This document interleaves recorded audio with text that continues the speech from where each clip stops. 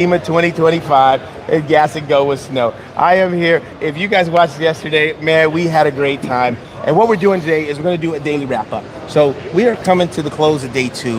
And I want to, first of all, I want to thank Mitch. Mitch, thank you for letting us use your booth. Can you give us a little intro on Torque Trends and what you do? Sure, thank you. And yeah, Torque Trends, we manufacture, design and manufacture reduction gearboxes. We call it the torque box. We fit almost all the popular EV motors, electric motors, and we multiply the torque of that motor. So you can get a job done with a smaller motor than you would need otherwise by having that torque multiplication. So we've been doing SEMA for a lot of years. We've been in the same spot at Future Tech for several years in a row now, and it's just it's been a great show for us. We learned so much. Yeah. You know, we're here to help people understand our product and how we fit into the industry, but by listening, we just learn an awful lot from, you know, customers and prospective customers. Well, so it's a great place it sounds like be. you not only learned a lot, it sounds like you taught a lot. He did to me. Me too. You know what? 30 minutes with him was amazing. Yeah. We listened to Mitch, and I couldn't have had the conversation that he was having with us 2 years ago. But and then one of the things that Mitch and Eddie and I were talking about is how fast, in the last 4 or 5 years, the advancement from the beginning of what came alive, especially here at SEMA with the Miata 5 years ago, 6 years ago, to now, the technology has moved so fast that, and it's just the beginning of it. I mean, what other technologies in 4 or 5 years have you gone so leaps and bounds that you're like, and absolutely. It's simplistic, but I couldn't have had that conversation 2 years ago. Yeah, well, you know, he's talking about simplistic, and that's one of the things that, you know, with what Mitch does, you reduced the parts in a transmission down to just a few parts in a torque box. So what's your experience with, you know, the gear reduction and stuff like that? No experience, and what I learned in the last 30 minutes, I'm still kind of like reeling. But it's like any other technology too. We were talking about the price and how when it started, batteries were, you know, $500, and now you can buy one for $200. And the farther along we go, the cheaper it will get because of mass production. You know, it's always going to get better. But I'm still reeling from what I learned from him because it was amazing. So you guys can see behind us. Uh-oh. That's, you know, Mitch at an event called Electrify Expo. And Mitch had a huge presence there. And of the, I don't know if there was like, call it 10 EV conversions there, Mitch's product was in 6 of them. Good job. Yeah. So that's coverage. He's definitely, he's definitely a factor in the EV conversion industry. So, all right. Well, hey, Mitch, thank you, sir. I appreciate you. All right. Mitch, thank you for the knowledge, man. We appreciate it. Absolutely. Anytime. All right. All right. Now, all right, Cleveland, come on, jump in here. Now, come on over. Yeah. So, Cleveland. Yes, sir. This is Eddie. What's up? Nice to meet you, man. And this is Steve. Thank you. How about All right. Now, so the purpose of us sitting here today is just kind of, you know, get a good feel for what people saw at SEMA. Because it doesn't matter what you like in the automotive industry, there's something for you here. So since you're the hot guest, the new one, let's tell us what you came across that, you know, caught your attention. So, you know, being at SEMA, we see a lot of, you know, same old, you know, cars that have been built and, you know, redone and modified. But what I've seen that I take an interest in are the donks. That means, you know, Caprices, Impalas, you know, big full size. One in particular, 75. Drop top, Holy Ghost. Oh, yeah. Oh, yeah. Wait, hold on. No, name dropping right out of the Okay. Yeah. So did you see the Holy Ghost? Yes. Did you No, see no, not the Holy Ghost. I mean the car. Yeah, I got it. So people don't understand how much it takes to build cars like that. And, you know, even from talking with the owner, like a lot of things that go into those vehicles, you have to be very specific, right? Yeah. And to build a car like that with a monster, I believe LT4 in it, you know, and you have paint, suspension, wheels, interior, the whole nine. That car is built just as good as a lot of cars on this road right now. Yeah. Okay, so you know what? I want to piggyback on something that Eddie said last night. Yeah. You remember we were talking about you Last Ken said- night? Yeah. Yeah. I thought we were on the new material. I'm sure since then. Oh, wow. No, but Yeah. Eddie said he hates it when he sees a car guy who says, "Well, I don't like this kind of car. I don't like this kind of car." So what you just brought up is a good point. Yeah. Every single type of vehicle, every type of build has its own merit. The labor, the work, the creativity that goes into building a car like that, you know, and especially what you guys do. You have to have that kind of vision. So even if you don't like a donk, you can appreciate the work that goes into it. That's where it came off from, because we were talking about, well, I'm a car guy, Yeah. but I don't like four-wheel drives, Then are you a or car I guy? don't like lowriders. You're not a car guy, No. because you got to appreciate the work that went into it. I don't care what kind of car it is. You know, Yeah. coming from my field, I like to take part in every build. If you look in my car garage, I have a car from almost every genre, right? Yeah. And that is a car guy to me. You know, Yeah. you can have the vehicles you like. That's not a problem. But take interest and take pride in other people's builds, because that's their heart, that's their soul. Yeah, and no, I'd agree if with that. everybody did the same thing, like, where would we be at? You Yep. know? Yeah. Well, perfect example. We went to the Grand National Roadster Show a number of years ago, and you go to breakfast the next morning. You go to the host hotel breakfast, and you'll kind of hear the buzz of what cars that everybody's. Well, it's the Roadster Show. You would think it'd be a Roadster. Yeah. Yeah. Everybody was buzzing about a lowrider that was the most Yeah. beautiful lowrider, all done in turquoises and light blues. Oh yeah, I There remember wasn't that car. anybody talking Yeah. about the Roadster that was there. They were all talking about a lowrider, and I'm thinking, that's car guys. Because people need to see Yeah. that. Yes. Yeah, like, what's the deal Well, here? Yeah. You know what? The car impressed me too. So if you look at this behind us, Yeah. and you can see, this is the Holy Ghost. Yeah. This is the donk that he's talking about. And when I came across this car, I was looking at the fit and finish and the detail. I mean, dude, he's got a Dayton wire wheel steering wheel. Look at that, 24-inch wire wheels. Now, it's not my type of car. I like the American muscle, like the low rod style, but I love Impalas. And when I saw the pearl on that car, it stopped me in my tracks. Matter of fact, the owner, his name is Marquise. I thought I saw him out here. There we go. Hey, all right, you know what? We're going to interrupt it. Marquise, come over here. You want me to sit in my seat? No, let's. Sit right there where I was. Yeah. Sit down. Hey, how's it going, guys? Good, How you doing, man. man? So Marquise, Glad to see you. tell us Nice to a meet you, man. little bit What's up, man? about why you built that car, how you built it. Well, the build I of want the short the car. version. So I had a vision of a nice pearl with gold in there. I like gold. I think it's more attractive. And I told my cousin Baramo, I say, hey, look, I think I got a combo. I've been telling you for years that I'm gonna be ready. I'll be ready. I'll be ready. When the time came, I was like, cuz, I think this is a combination that I want to go for. So she was like, you sure? I was like, yeah. So she confirmed with the top. She confirmed with the colors. The color that I have on that car is one of a kind. It's not, you can't go get it. We have the numbers. So it's a And special I mix. thought he was going to spill the beans. Yeah, for a but- second. Yeah. Oh, yeah. That's why you're taking notes. How Okay. many numbers is No, it? so we have the paint. Oh, okay. I don't even have access to it. Wow. Yeah. I don't have access to it. When I Wow. called them, I told them, hey, I need a little spot paint so I can touch up some spots. They was like, no, you have to call Baramo to get that. So we had to call her to Yeah. get the samples that we, quote that we needed to touch up some Okay, things. so now I'm gonna interrupt you just for a second, right? And I don't know if you realize who you're sitting next to, but these are two of the most legendary builders in the automotive industry, right? And Oh, Steve May easy. and They Steve show May up? is sitting between us, but Where are oh they? no, Yeah, see? seriously, no, these guys I'm just saying, like you know. literally started this movement, right? And I'm he older than I was. knew. As soon as he said your car, he knew what you were talking Because about. I So had that a right hard there is time prying my testament. wife out of it. That's the reason she wanted that car bad. Yep. But, yeah. I'm like, keep moving. I can't afford this. Keep moving. Yeah. But yeah, I came up with the name. I was laying in bed. I was like, this Holy Smoke, Holy Ghost. So my girlfriend, she was like, go with Holy Ghost, and pretty much not being too religion wise, but Right. it just flow. Who actually seen a ghost, Yeah. Holy Ghost, at that.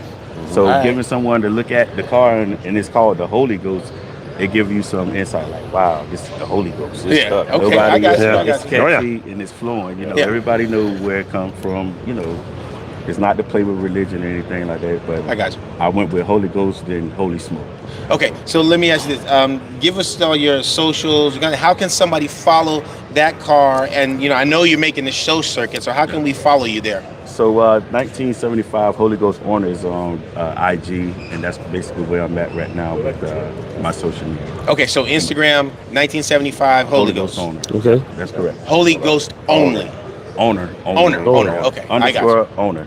Yeah. All right, As soon as you type in 1975 Holy Ghost, it should pop right up. You'll All see right, things for there. sure, man. Yeah, All right, well, yeah. you guys Beautiful make sure you follow Yeah, Marquise and the definitely. Holy Ghost, Yeah. brother. Yeah, I Thanks, appreciate it. man. I appreciate you coming through, man. For sure. All right. All right.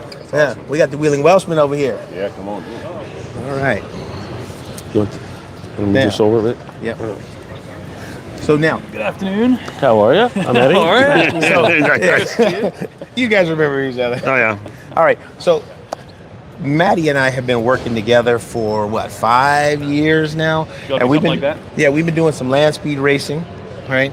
And the reason I wanted to bring him up here is we're moving into a different, you know, era for us, and I'm gonna start land speed racing. So, you know, what do you guys have experience racing? No. No? How Yeah. about you? What'd you do? What was your type of racing? Well, I'm drag racing on the track and the street, allegedly. Also, you know, rounding around dirt. I've been upside down. Yeah, I mean, just yeah. Okay, Yeah. all right. So, Maddie, give us a rundown of a typical run for you on the, you know. It starts 2 days before the event, really. You Yeah. load up the van, load up your gear, do the whole checklist, get your entry forms ready. It's all the preparation. The riding the machine's the hardest part of the easiest part of the whole event. Yeah. Sit on the line.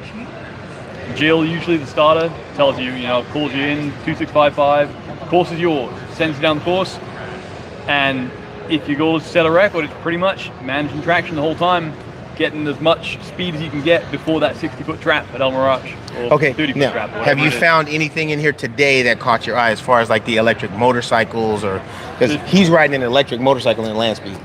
The tune type stuff's really exciting, just because of how small it is. I mean, one of our big problems with that bike is packaging. Yeah. Trying to fit everything inside that fairing. The motor we run right now, it was state of the art in 2009. It's Yeah. It's So we were much- just talking about how Yep. fast. Yeah, but the thing is like 200 pounds on its own, the motor itself. So if we could save 150 pounds and get a motor Yeah. with the same or better performance, now you've got a huge amount of space and weight to add more batteries. Batteries are the bottleneck right now. So Yeah. if you can take away some motor weight and add some battery weight, you're in the money. So when you guys were coming over here, more than likely you walked by that little four-wheeler right there. It's called a Sierra car. And that Sierra car, right, the motors in that car are what's called an axial flux motor. So the form factor is, what, is it a third of the size, maybe a quarter of the size of the motors that we've been using? Yeah. And now you make more torque, you sacrifice a little RPM, but you're making more torque, which, that's what moves your car. Oh, yeah. So, You mean horsepower is a myth? It's a myth. Nah, it's in there Buick's somewhere. been saying that for decades. Well, no, what they say, horsepower sells cars, torque Right. moves them. Yeah. Yeah, but those new motors, that's what Turntide has, come on as a sponsor for us, and we're going to go 200 miles an hour in a car. We're going to do, break his 247 mile an hour record on, on a bike. So it's pretty exciting stuff. To your point, 5 years ago, that wasn't even an option. Yep. And now this is the new The technology. It's the latest technology and has greatest. moved so fast. Yeah. Compared to, it picks something else in the world that's, a new dimension, a new product, a new idea that's been engineered that moved as fast as this stuff has moved. It's not parallel. It's crazy. The Yeah. creativity you end up getting from it is by the time you build something, you'd have done it a different way. If you have a 3-year Yeah. project, at the end of that 3 years, Yeah. if you were to go back to square one, you'd do it a completely different way now. Totally different way. So Yeah. And that happens with a regular project that the technology has stayed stagnant for a lot of years. So you have new technology now, so it's moving even faster. Man, I wouldn't Because have thought of it that everybody, way. everybody does that with their build now. By the time you're done, but it's happening faster because the technology is being created And accepted. and accepted. Yeah, and accepted. So, Well, that's a great point. Acceptance. We have seen the highs and lows of that. yeah. But Oh, but my if the goodness. acceptance. I didn't say we accepted it, but I just. if the You mean normal people? if the Yeah. acceptance level continues, Yeah. the speed of the change in and production of it all and the advancement of it all is going to keep moving at the same rate. And I don't see it changing because, in the beginning, maybe only 5 or 6 years ago, it's where it really started to clamp onto everything. Like I said, the changes have been just astronomical to what it is right now. And we could have the same conversation next year, and we'll probably be surprised at some of it. At the new one more year. technology. Wait, one more year. Yeah. Well, but see, here's something I think that a lot of people don't realize. In 1929, there was probably more. What year was it, Mitch? There was more electric cars Oh, in Detroit New York Electric? City. 1920 New York City. Okay. more electric Yeah. than- More electric Really? cars in New York City in 1920 than there were gas cars. Right? See, I didn't know that. He's just a font of information, He's just Well, like. if you need to know something about automotive or gearing, we're gonna call Mitch. Yeah, I don't know, man. You just got to talk slower for me because I was lost on a lot of stuff. All right, you guys. Now, I purposely tried to avoid this subject. Oh, here we go. Oh Here we God! go. You guys know what I'm gonna say. I believe we're going to find out now that this was unscripted. Okay, no, this was the most phenomenal build that I think I've seen at SEMA. Now, I love the Grand National, but look behind me. That is Ring Brothers Aston Martin. Now, this was a 74 Aston Martin. 71. 71. A 71 Aston Martin, and I'm just going to open it up. Tell me what you think. Tell me what you Okay, think. here, Tell me no. what you think. Okay, you're really you're already amped up. Okay, so I was standing there talking to Hunter, one of the sons, and he started to give me so much information about the car and everything else, and then I started telling you about it, and then Hunter came up. Your reaction. You interviewed him for a little bit. What did you get up? Well, I want to hear what you got out of it. When he first started Okay. telling you everything, what was your reaction to that car? Okay. Initially, I saw the social media stuff, right? And I was like, man, that is a badass car. And so then when I talked to Hunter, I was like, man, I can see, the Italian styling from the early Ford, from the Datsun, the 240, and, the Aston Martin, all kind of a mix, a jumble. And then he started talking about the carbon fiber. And then now, he really blew me away because I was like, oh yeah, I see the carbon fiber accent. He's like, no, the whole car is carbon fiber. Yeah. I was like, oh, so you mean like, he's like, no, the whole car is carbon fiber. So everything is carbon fiber. It's painted over carbon fiber, and the details, every single piece on that car was handmade. And not a piece on that car is off the shelf. And I was blown away by the detail and the craftsmanship. Yeah. And then when we got to the end, oh, look at that. So that's something that I took away. He has the British flag and the American flag, side by side to show where the two, countries come together to build that car. I didn't know. I thought it was Aston Martin running gear. It's Coyote motor. No, well, originally, Jim and Mike Ring, the builders, they wanted and were hoping to get a V12 power plant like an Aston would have had in it. Yeah, right. Timing, like everything, if you have projects, if you have schedules, if you have time limits, Yeah. they couldn't get it. So they ended up going to a Ford Coyote power plant to a GM transaxle Corvette assembly to make the driveline. And you look at the car, and you see the pictures of the car, you guys, it was like it accidentally meant to be that way. The fit it's just incredible. And then what was your take? I was blown away because I was like you. When I saw the media on it, it was incredible. And I'm a big Aston Martin fan anyway. Okay. So seeing the real car was okay. So we've been judging cars for probably 30 years at least. Yeah. And so we're kind of homogenized to what we see. We're not impressed with a whole lot of stuff. Right. We've seen it all. I don't very seldom walk up to a car and get the goosebumps Yeah, the when I goosebumps see it. like the- That was the first time in probably 5 or 6 years that I walked up to a car. I think it happened on Kindig's 12 Air last year. Yeah. This car, I got goosebumps when I walked up to it. And it's just something about the total package. When you see it, you know that it's something special. Yeah, right. But then when he started pointing out all the details, like it's got different references to the James Bond movie, because that was the first Aston Martin that was in the James Bond movies, was the 71. DB7, 71. And I did not know that. he's got some little takes, like the Octavia name was from Octopussy, the movie, but that was her real name, was Octavia. Yeah. And then if you look at the license plate, it says shaken, not stirred. Shaken, not stirred. And the oil dipstick is a martini with an olive in it. The handle for did you notice that? Yeah. It's on the driver's side. You got to go back and look now. And also with some of the fun stuff, the neat stuff like that, when I was talking to Hunter, he opened up the door, got inside, and started showing me some of the things. There are components on that car because of this stuff that this whole industry knows that Mike and Jim build. They were given access to things that are coming out that are not on OEM Not even on the yet. market. Yeah, like just for one off the top of my head, and I don't know all the technology of it because it's brand new and that's a prototype. Yeah. He pulled the sun visor down on the driver's side, and it was a clear piece of whatever it was. I'm not going to say it was glass; it was plastic and whatever it was. Right. Yeah. And he hit 2 or 3 buttons, and it went to black. It was a solid sun visor. Now, if it's just a sunny day and you need to see through it, there was 2 or 3 settings where this thing would go back gray. Yeah. And also, it has even more advanced, and I don't know the technology of it, so I can't get deep in it. Yeah. The mirrors, you know, you go by these modern cars, even if you're on the highway going next to one, you see the little yellow lights come on, so there's a car next to it. Yeah.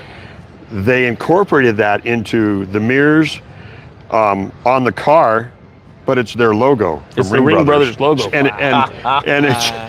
But there's other technologies that they've got, like Well, the with exterior backup mirrors cameras. are self-dimming, like your center mirror. Yeah. Like your center so you mirror don't get blind. Behind self-dim. you with headlights. Both of the outside mirrors. Okay. Self-dim. Now, right now, it sounds like we're talking about an OEM car. We're talking about a one-off. 800 A horsepower custom hot one-off. rod. Yeah, right. I mean, it wouldn't surprise me if the hold car on. didn't have door dingers. Like, Now, you know what?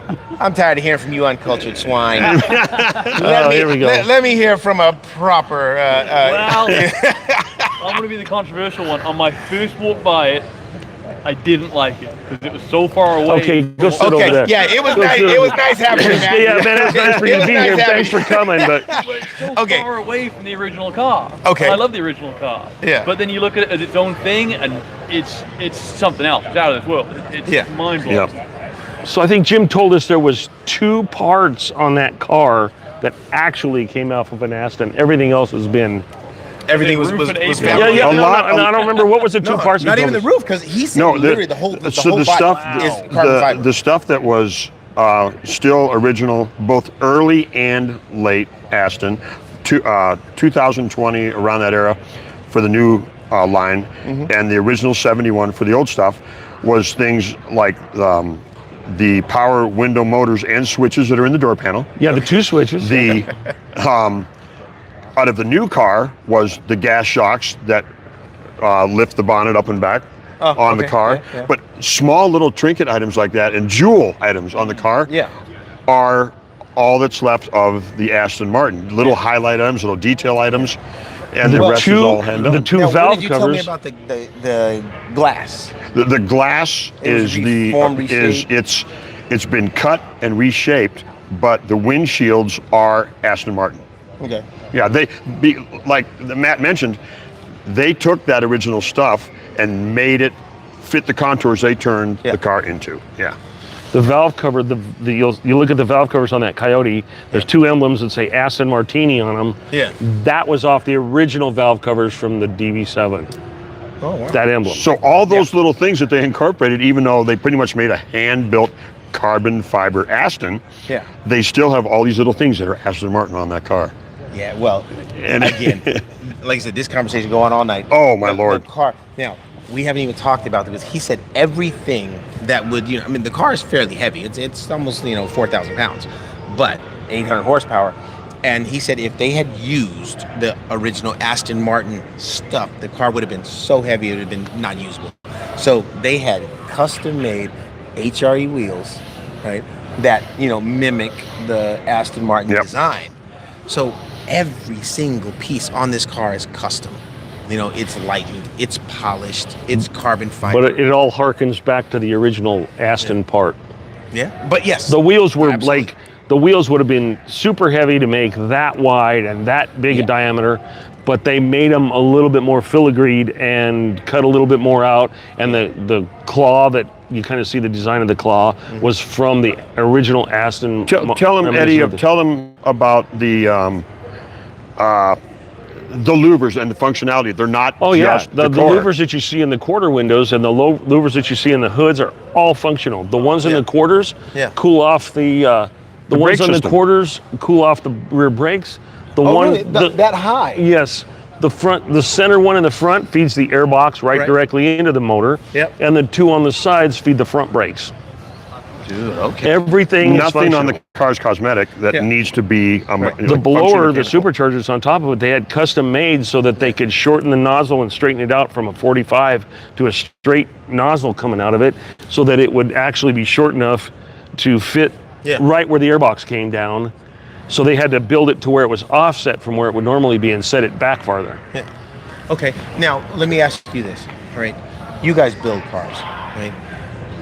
How much of it, I mean, is it a stretch for just even to come up with the ideas to do this stuff? I mean, my mind, I mean, I'll be the first to admit, my mind doesn't work that I'll way. tell you, this is brutally honest, and I'm an old man. I've been doing this a long, long time. Yeah. I cannot build that car. No. I built some award-winning cars, including cars that come to SEMA. Yeah. I could not build that car. The talent level, intellectually, to do that is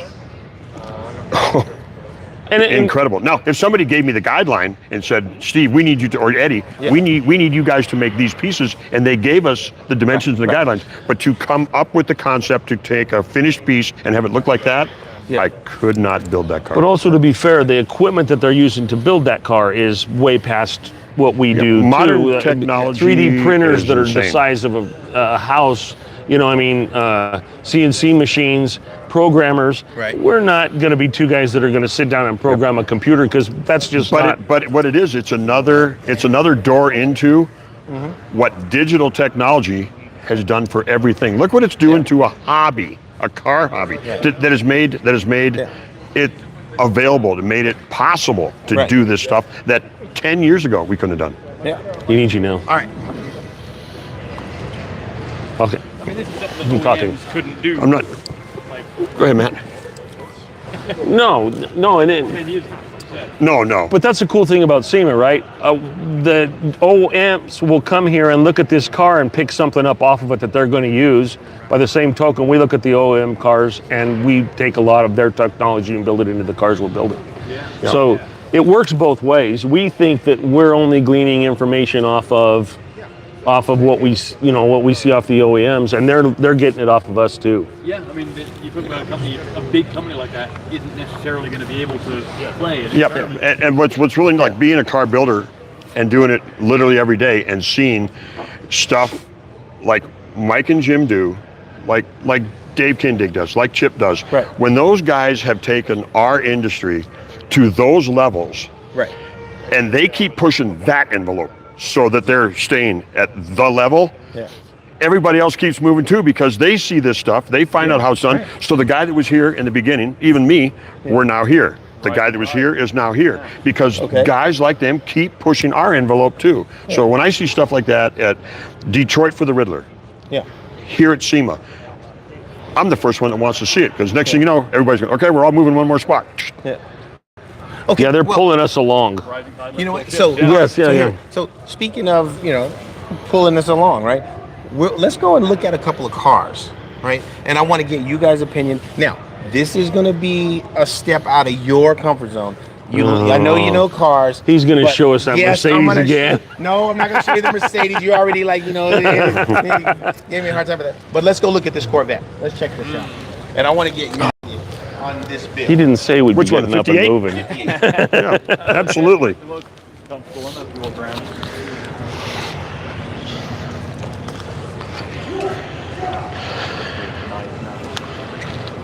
All right. This is a 1958 Chevy Corvette. Yep. Now, tell me about the build first. Forget about the running gear. Just tell me what you see, and the cues that, that happened with this build. What do you think? Okay, my judge's eyes. I come up and I'm looking at the car to see, what catches my eye. The quality of the car is really killer. It's really, really nice, especially when you're talking about this old of a fiberglass car. Yes. Fiberglass, this many decades ago, was nasty. It was dry. It cracked. Yeah. So when you look at somebody who's taken a car this old and brought it back to life with more modern again, advancement, fiberglass to get Corvette doors to fit flush, fuel doors to fit flush, and they're the same angle. Yeah. Same thing with the deck lid. When I saw it, it was all closed. The advancement, let Eddie tell you about the interior. He's the interior guy. I mean, the advancement. Well, the first thing I look at in an old Corvette is the front fenders always. Because there's always that seam line on the front fenders, and if you can get that out, because that's a dry seam, there was always where they molded on the front, on the front section of the fenders. There's always a ripple there, always. But the interior is really well done. I look at how it fits around here, how it fits around here, around both seats, because we've seen some high-end cars where they didn't get the seats to fit this well. Right. And so my thing is everything straight, and the interior quality is beautiful, man. I mean, it fits well. It's really nice. I love the color combination and where they brought the dark blue paint in into the gauge cluster and into the console, brought the stripes through. That is really cool. Yeah. Well, now this goes back to one of the things that, I think we brought up, let the professionals do what they do, right? Because this color scheme, putting orange on this car never would have occurred to me, right? So, I mean, what's your take on it? Would you, you build cars. I mean, we don't do interior and body and paint, right? I do mechanicals, he does wiring, but would you have come up with this color combination? Absolutely not. And it's one of those things where, like I said, you got to leave it to the creatives, because that's what they do. Yep. And most cars that are built to this level, the first step, renderings. We get artists to take the ideas for what you want to do, or any one of us, and you go to an artist that is good at doing rendering of automobiles, and that is not just any artist, a guy that can do that. A guy that does it for me, Paul Hurley out of London, England. And you've seen some of his work. I've seen his drawing. Great. You tell him what you want. Whether it's a stripe, whether it's a tint, whether it's a fade, what color the interior is going to be, and he'll give you a series of renderings that you can give to a builder with the idea. And you can tell them, and the builder may say, have you ever thought of this combination? And it happens more than you might think, to where the owner hasn't thought, and they'll go to Eddie or come to me and say, think about this, and I'll call Paulie up and I'll say, give me a rendering with this, and this. I just want to show it to the owner. Yeah. And so stuff that even none of us would have thought about. Right. Okay, now it's a shot. Well, anybody that has seen any video of Gas and Go, the logo on my Paul made that Paulie, logo. Yeah, Paulie made that logo, and I really feel like it captured my essence. He did a great job. But for you guys, at your level of building, to basically to complement this interior is a huge win, in my opinion, for the owner. Absolutely. His name is Anthony Valentino, and Anthony built this in conjunction with AVS, right? AVS Motorsports, and Al Vershave and his dad Dave painted this car, and they helped him get it fighting shape for SEMA. And this car is one of my favorite Corvettes that I've ever seen. Now we're going to move on to something you guys probably don't like. Let me tell you one more thing. If we don't have to rush. You don't have to rush. We got time. For whether you're building a car or whether you're judging the car, because we're talking about show cars. Yes. Okay. Show cars. We break it basically down into 4 areas. It's paint and body. Okay. Engine. Yep. Interior. Undercarriage. Okay. This car has been taken to the same degree, don't you think, Eddie? Yeah. In all 4. Now, if you get a car and you're lucky enough to have the availability, the finances, the builder, the right builder, to where you can get all 4 of those areas covered equally, to where you have a balanced car, the car will win. And this car will win. I'll tell you what I really love about the interior of the car is that the orange on the stripes is cool. Yeah. That's cool. You carried it through on the console. Yeah. But when they threw the orange stripe in the door, and they threw it across the grab grab bar, handle, yeah. and a little bit on the Yeah. centering ring on the wheel, a little bit on the seats, it's just enough. But instead of where an average interior would have been, we'll drag that orange and white through the center console, and that's it, we're done. Yeah. They took it that little extra degree. Yep. There's a little Right. dash of orange here, little dash of orange there, and it just pulls it all together. Yep. And I love that. And a man. guy That's that's just- walking down the aisle that loves cars, that'll stop him. Yes. A guy that's judging 100%. cars, that'll stop him. Yeah. And And so make it look closer. so the more attention to when you get to a certain level of build, Right. you have to have some really nice detailed parts, really nice detailed in a uniform and style the way they want it. And this car has it all. If you do that to where the car is balanced, it's going to get attention. It's going to win. Everybody's going to whoa, and stop and look at the car. No matter who you are, they'll stop and look at the car. Well, when you see the stripes, right? That stripe just pulled me right to about here, to where I looked over and I glanced, and the first thing I saw was, the dimple guy, Yep. right? And then that brought me to the battery box. Yep. And I was like, battery box. Okay. And that's the thing, like There's the an motor. average car builder, and there's nothing wrong with it, especially if you're going to drive the car, he would make that piece, which has become decorative, across there solid and not think about dimple dies, oval, round, whatever, it doesn't Right. matter. Added Carry it detail. through and do the next thing. But somebody, whoever it was, whether it was the owner or whether it was the builder, that went to that level of creativity, that's how you get from being a great kid who's building his first car to somebody that's just like me, to the stuff that we just watched and saw with Mike and Jim, or with Chip, or with Dave. And if you keep letting everybody move up that ramp, and everyone you do, you're ready for a little more for the next build. Better and better. And it never stops. Yeah. Well, I mean, look at a car show in 1970. You had paint maybe, jack it up, put some wheels on it. And now look at a car show today. Yep. I mean, the amount of fabrication, the creativity on interiors, right? The stuff has elevated so much. Yep. I'm really excited to see what happens in the next 5 years. It's pretty cool stuff. It doesn't stop. It luckily for us, and luckily because, like, I'm an old guy at this, so I was around when it was a hobby and car guys. Our industry has become that. It's become such a huge industry because of the never-ending interest in it. That I mean, it's just it's going to keep going. I'm waiting to see, come January, what shows up in Pomona for the Roadster Show to win, the Grand National Roadster Show, and then Detroit for the Riddler. Yeah. I mean, the Oscar of our industry. Oh, yeah. And that's only months away. That's not years away. Yeah. That's But every year, it keeps going. The thing that always catches me, when you get somebody like the Ring Brothers just brought out a car, Troy just brought out a car, Kindig just brought out a car. Those are like the elite that usually go to Detroit and Pomona and really have the stellar cars. They don't do it every year. So I'm kind of waiting to see who comes up with the next car. So you're saying Not if I what win they in come a up lap with. year, I have a chance. Well, because how many guys do you know? So you're saying I got a chance. I'm saying I got a chance. And Matt, you'll remember this. Maddie shot the video, and you can't have had any social media, no coverage, and your car has to be unveiled at Pomona at the Grand Detroit. National Road Show. Yeah, in Detroit for the first time ever. Yeah. Okay. Oh, yeah. Shown Eddie's finished. car it showed up at Pomona at the Grand National Roadster Show, and it was the first time that he had shown that car.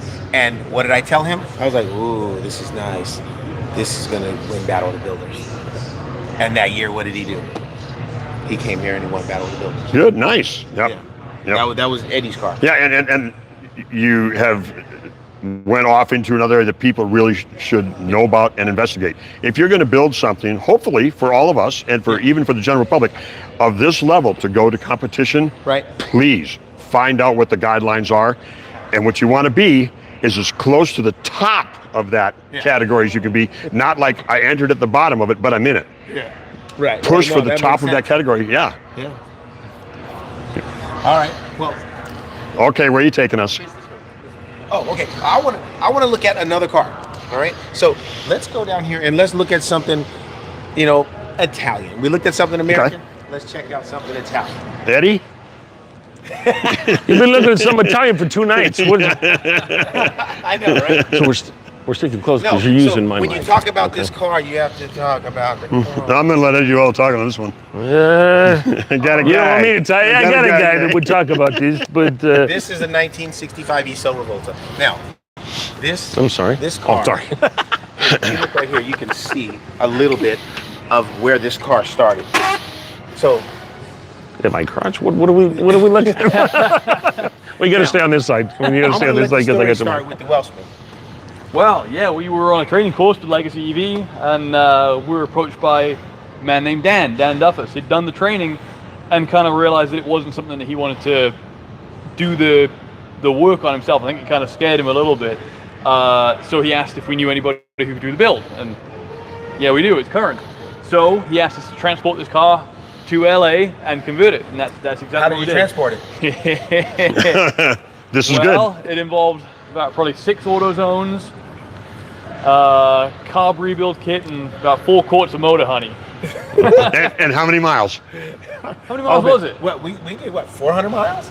No, I'd say it was at least that. That was a fantastic road trip. That was just awesome. Yeah. About 400 miles. So, using and my then mic. we stopped at every AutoZone between here and Arizona. And we And get Not back- because you wanted to. And what made it so easy is that this car Was Matty. people We don't know believe- that. People don't believe it. Chevy running gear. Original to this car was a 327, 340 horse V8. Oh, yeah, they Nice. wanted it to run. You know, what the... Says the Italian. Yeah. Yeah. So, but the car, and this was, we found this out later. So we're coming out, and this, you know what, my 3rd time I told this story this week. So we get to Gila Bend in Arizona. Oh, and it's and running great at this point. Like It's we've got it running great. dialed. You know, it's blowing oil all on the Feeling good about yourself, weren't you? Yeah, that's Yeah. over with. So I come out of the driveway, and Maddie's like, "Don't do it, don't do it." We got over 100 miles to go. I was like, we got AAA, you got AAA. They'll tow us. Boom, come out, light them up. This is starting to sound like roadkill. Yeah. That's what he said. That's bro. roadkill. So we light them up, and we're gone in less than a block. Boom, we're on the highway, and I'm doing 100 miles an hour on the highway. But the speedo's probably wrong, so I was probably only doing like 55. Allegedly. 37 and a half. So we get the car to LA, right? And then the next week they take the car apart, and the next week, you know, they call me and they're like, "Dude, you guys are lucky to be alive." What are you talking about? Right? There was only one bolt, one mount left on this rear end, holding it in. One's good. It was all, the car was rusted out. One, if it's Oh, yeah. tight, is fine. Oh, yeah. So we cut the whole back end of the car off, found another Revolta, replaced it, and when our guy Jack at Current, when he finished, this is what we ended up with. So Where do you go for another ESO Revolta rear end? And what are they, bubble packed somewhere? Oh, no. Yes, you're right. I No looked at the kidding? car yesterday. Yeah. Oh, yeah. Yeah, I went down to the O'Reillys and bought another ESO Revolta rear end, and they were just sitting around and Not on the list of AutoZone. no. yeah, and all the gauges it's right next to the still flux in Italian, capacitor. right? And then Steve, can you reach one of those? Just flip one of those switches and just get a feel for that. Good old Lucas. Oh yeah, Oh, jeez. Those aren't the original. Those are the original switches. Are Oh you my God. serious? Those are the original switches. Cleaned, They came on restored. this car, cleaned them, restored them, and made that panel exact replica of what was in there. But that's what this car looked like originally. I mean, they turn your Now, AC from auto mode to Is manual it, mode now. what are the Yeah, gauges? yeah. Apart from that- they don't have to do the same Who thing. made those gauges? The gauges are reproductions of the same. Yeah, yeah. But No, they now are. they have to accommodate EV. They are the original gauges. That's what I was chasing. I want to know, did you guys Yeah. have this stuff made to look at? But okay, now we've got everything that's required to go digital technology. Yes. Yeah. Okay. Yeah. So that one Jeez. over here, that's the temperature that you set for your air conditioning, and it'll hold that temperature. So if you turn that dial, the needle will come up to, Oh, 72 okay, and it'll European stay there. car. Yeah. Celsius or Fahrenheit? That is a good question. Fahrenheit. I want a good answer. Fahrenheit. It's Fahrenheit. I want a good answer. It's a European car. What are you asking him for? Ask Matty. He knows what. Ask Matty. Matty's the brains of this operation. I'm just a good look. Wow. Got shorter on both of them, huh? Talk about one mount. Yeah, no kidding. But anyway. So the point to this, the point to wrapping us with all this stuff, what we wanted to do is we wanted to just show you guys at home that SEMA is not about Italian cars. It's not about Corvettes. It's not about anything in particular. It's about what brings us all together, and that's cars. And here's one thing, and it was unintentional, and believe it or not, well, you probably will believe it, just came to my head. Okay.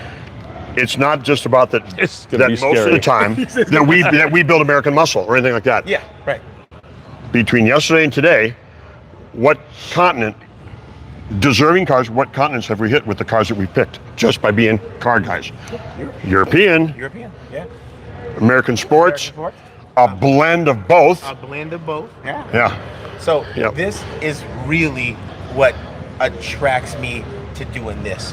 I get to meet so many people. Oh, yeah. If it wasn't for a car, I wouldn't have met you guys, No. right? It- and yeah. and since day one, and this is another thing too, that in the car community, I mean, you didn't know me from Adam.